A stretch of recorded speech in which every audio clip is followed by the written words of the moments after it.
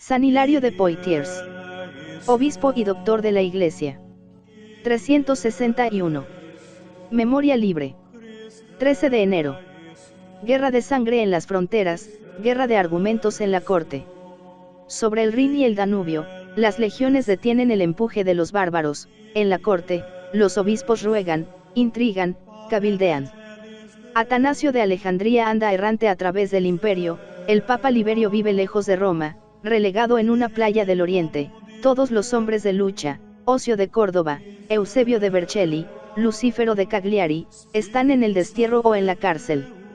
Los discípulos de Arrio celebran su triunfo con ruidosas fiestas, y el emperador Constancio se jacta de haber enterrado para siempre el símbolo de Nicea. Es el momento en que aparece en escena el nuevo atleta, el que va a recoger en Occidente la herencia de Ocio, el obispo centenario. Feliz Augusto, dice al emperador con noble y respetuosa palabra, no con palabras, sino con lágrimas, te suplico que no permitas más ultrajes a la Iglesia Católica. Todo está tranquilo entre nosotros, no hay asomo de facción, ni quejas ni murmuraciones. Solo una cosa pedimos a tu clemencia, que esos confesores eminentes, que esos obispos vuelvan a ocupar sus sillas, y reine en todas partes la alegría y la libertad. Era el lenguaje del antiguo curial, del magistrado que se interesaba por el bienestar de las ciudades.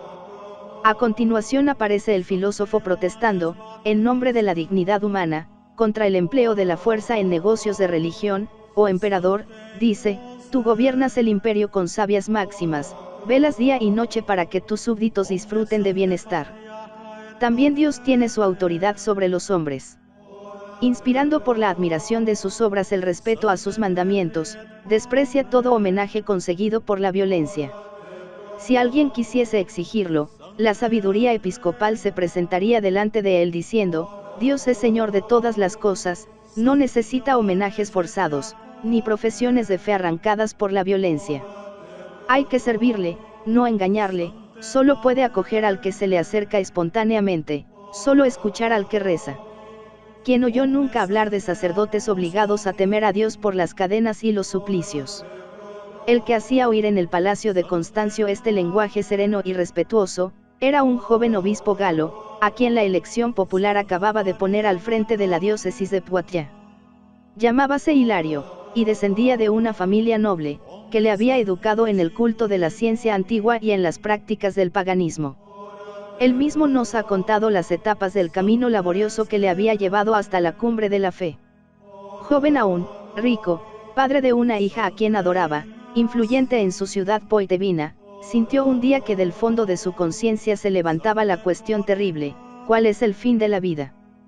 ¿Basta, acaso, dejar que se deslice, plácidamente, en medio del placer y la opulencia?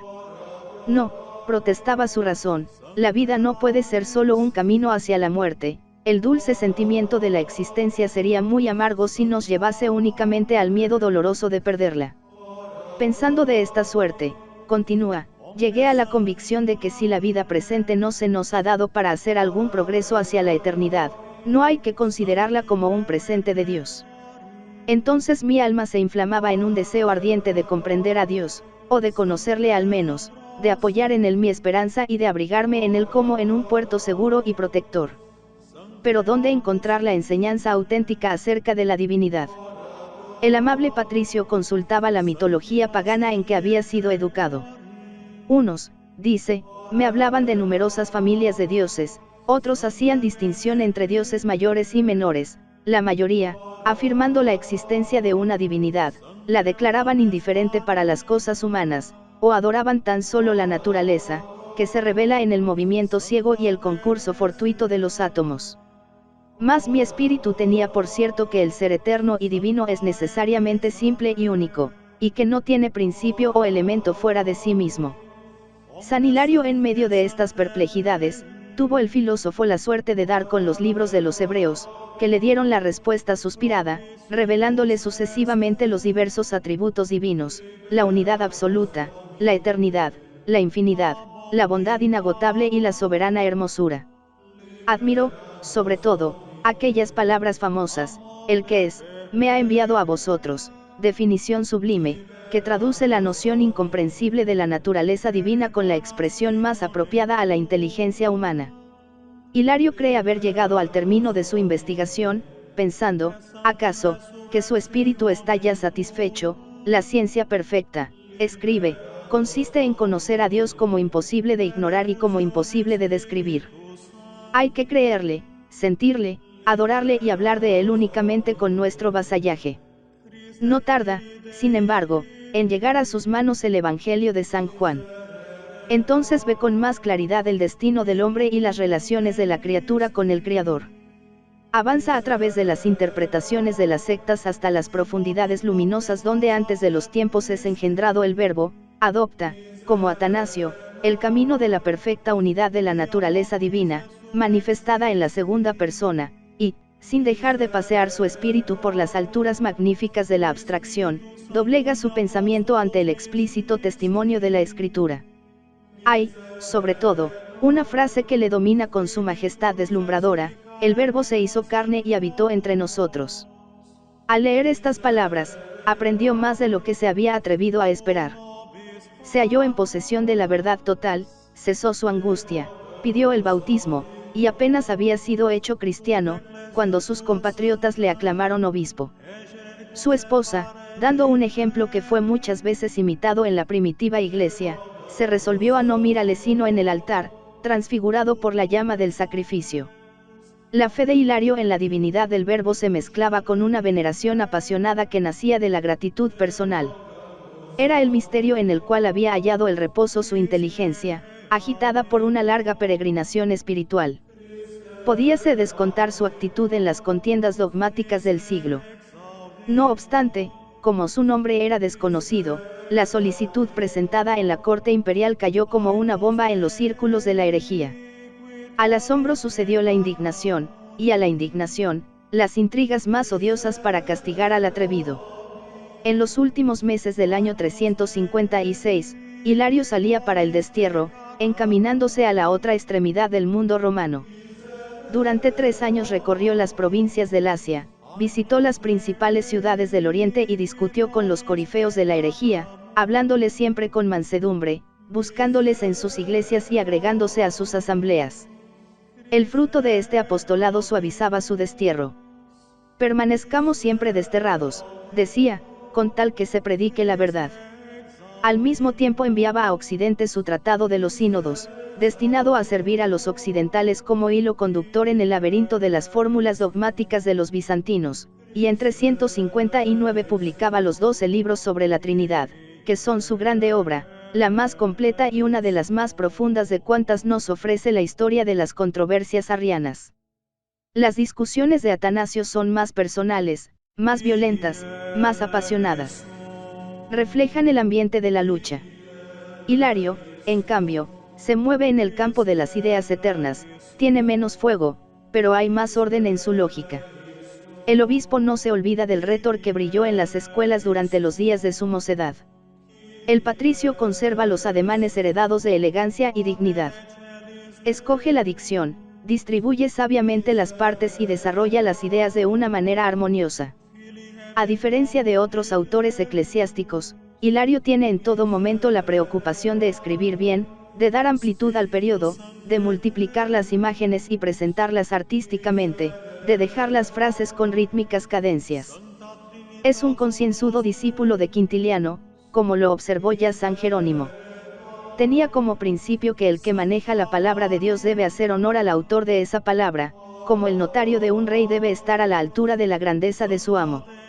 Al fin de la obra sobre la Trinidad, leemos estas palabras: el apóstol no nos ha enseñado una fe desnuda y pobre de razón.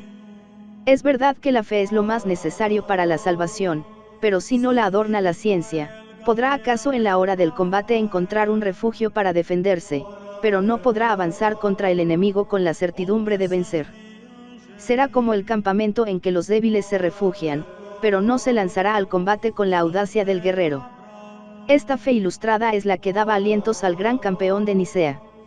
Fuerte con ella, recorría las provincias asiáticas destrozando monstruos de errores, se presentaba en el concilio de Seleucia, 359, defendía la ortodoxia contra todos los obispos del Oriente Arriano, llegaba a Constantinopla, conseguía una audiencia del emperador, y viendo que todos aquellos esfuerzos resultaban inútiles, asqueado por la atmósfera de opresión, de violencia y de hipocresía que reinaba en la corte, dejaba escapar su indignación en un escrito amargo, en que el alma altiva del patricio y del cristiano se revolvió iracunda contra los atropellos de la tiranía.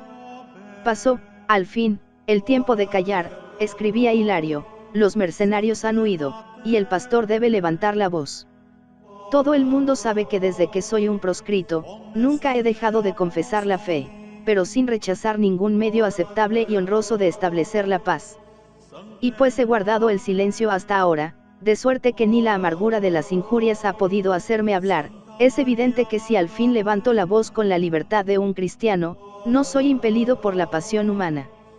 Quisiera haber vivido en tiempo de Decio y de Nerón. Inflamado por el Espíritu Santo, sostenido por la misericordia de Dios, me hubiera reído de la tortura y del fuego, y ni la cruz misma me hubiera aterrado. Mas he aquí que ahora combatimos contra un perseguidor disfrazado, contra un enemigo que acaricia, con el anticristo Constancio. No nos condena para hacernos nacer a la vida, nos enriquece para llevarnos a la muerte. No nos encierra en una cárcel para hacernos libres, nos honra en su palacio para esclavizarnos. No corta nuestra cabeza con la espada, mata nuestra alma con el oro. No nos amenaza con la hoguera, pero enciende secretamente el fuego del infierno. Reprime la herejía para que no haya cristianos, honra a los sacerdotes para que no haya obispos, edifica iglesias para demoler la fe.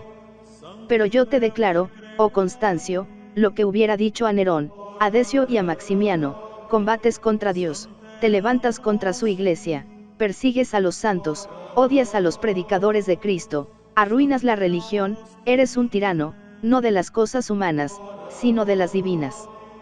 San Hilario de Poitiers. Algunos meses más tarde, Hilario entraba triunfalmente en su ciudad episcopal. Asustados de aquella intrepidez terrible, los mismos arrianos trabajaron para que se volviese a su tierra, presentándole al principio como el perturbador del Oriente. Las invectivas que pudieron haberle llevado al suplicio le restituyeron a su iglesia. Y empieza para el confesor de la fe una era de paz, durante la cual sigue trabajando para arrancar de las Galies los últimos brotes del arrianismo, era fecunda en obras exegéticas, como los tratados sobre los misterios, sobre los salmos y sobre San Mateo, que nos revelan al discípulo y admirador de Orígenes en la interpretación alegórica de las Escrituras. Hilario había aprendido mucho de los padres griegos, pero su pensamiento es siempre original y personal, siempre atrevido y profundo. El contacto con el Oriente le hizo también poeta. Fue en Frigia donde oyó por vez primera la poesía religiosa de los orientales, que él trasplantó antes que nadie al occidente. Conservamos aún 3 himnos suyos, que nos encantan por la sobria elegancia de la forma. Oh tú, que eres el verdadero astro del día, dice en el himno a la mañana, no aquel cuya luz efímera anuncia la pálida aurora, tú que brillas más que el sol, tú que eres pleno día y luz soberana, ven, ilumina lo íntimo de mi corazón. Soy indigno de levantar hacia las brillantes estrellas mis ojos infortunados, que el peso abrumador de mis culpas inclina hacia la tierra. Oh, Cristo, ten piedad de los que has redimido. Pero el último gesto que conocemos de Hilario es gesto de luchador. Había pasado la reacción pagana de Juliano, con Jovino, el Evangelio vuelve a subir al trono, reaparece la ambición entre el episcopado herético y comienzan de nuevo las querellas dogmáticas. En Occidente el arrianismo está representado por Auxencio de Milán. Hilario le ataca públicamente, es arrastrado ante el cueste por introducir la discordia en la iglesia milanesa, y con este motivo pronuncia un discurso memorable. Hay que deplorar, dice, la miseria de nuestro siglo, en que se cree que los hombres pueden proteger a Dios, en que se trabaja para defender a Cristo con las intrigas del mundo. Decidme, vosotros que os creéis obispos, ¿necesitaron algún patrocinio los apóstoles para predicar el Evangelio? Fundó Pablo las iglesias en edictos de príncipes. Pero hoy, oh dolor, se impone por la fuerza una fe acatada antaño a pesar de hogueras y calabozos. Siempre el batallador ardiente, hasta en la extrema vejez, siempre la frase nerviosa y violenta, siempre, como decía el solitario de Belén, el ródano de elocuencia, rápido e impetuoso.